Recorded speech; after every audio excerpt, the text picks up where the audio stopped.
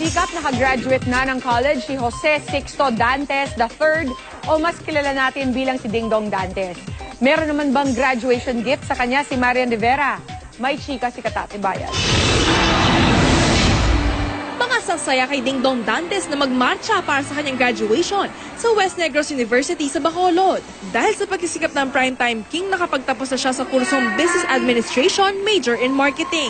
Siyempre, present sa ceremony ang mga magulang ni Dong na sina Mr. and Mrs. Sixto at Maria Angelita Dantes, pati na ang girlfriend niyang si Marian Rivera. May I call on Mr. Jose Sixto G. Dantes III, popularly known as Ding Dong Dantes.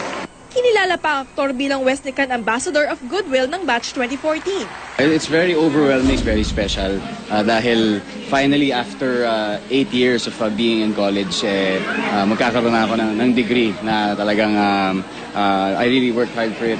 Sa kabila ng tagumpay sa showbiz, siniguro pa rin ni Dong na makapagtapos ng pag-aaral dahil batid daw niya ang kahalagahan ng edukasyon. Yung edukasyon, yan yung isang pinakamahalagang bagay na pwede mong maibahagi at maibahagi sa sarili mo sa ibang tao man. Kasi, you know, it's something that you can never, it's something that can never be taken away from you.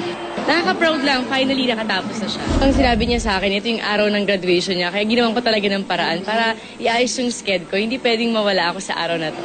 Ano naman kaya ang graduation gift ng Primetime Queen? Gift ka kay Ding Dong. Secret! Katatibayan updated sa showbiz happenings.